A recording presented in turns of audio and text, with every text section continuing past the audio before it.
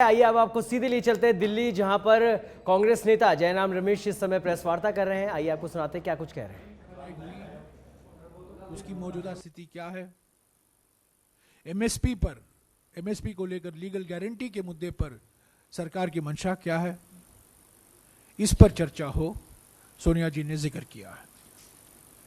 तीसरी मांग जो हमारी है, जो अडानी बिजनेस ग्रुप को से लेकर जो खुलासे हुए हैं हमारे मीडिया में, अंतर्राष्ट्रीय मीडिया में, और रोज कुछ ना कुछ छपते रहता है,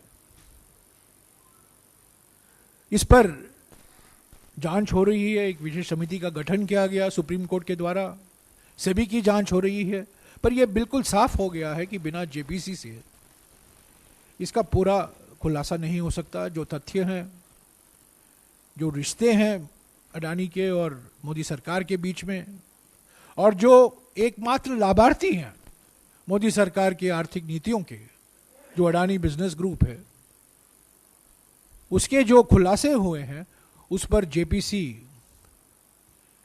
का गठन होना बहुत जरूरी है। ये मांग हम पिछले 6 महीने से कर रहे हैं, 7 महीने से कर रहे हैं, पर यह मांग हम फिर से दोहरा रहे हैं और सोनिया जी ने इसको प्रधानमंत्री को भी अवगत कराया है।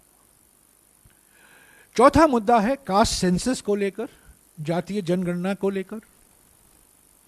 जैसा कि आप जानते हैं, जब मैं ग्रामीण विकास मंत्री था 2011 में, हमने प्रयास किया कि जातीय जनगणना हो, सोशियो इकोनॉमिक कास्ट सेंसस।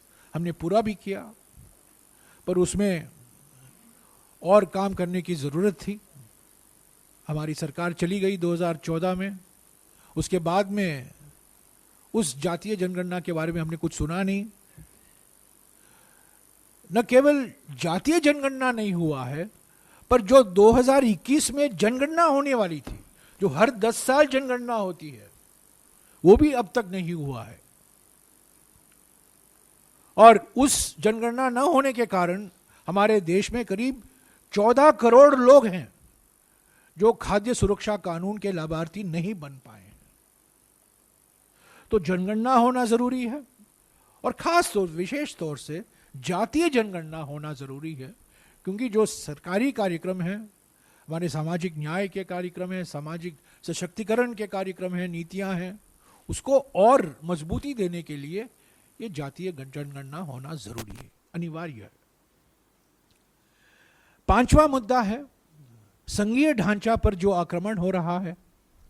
अलग अलग राज्यों में आप देख रहे हैं, तमिलनाडु में देखा है आपने, केरला में देखा है, कर्नाटक में हमारा अन्न भाग्य गारंटी को रोका गया था।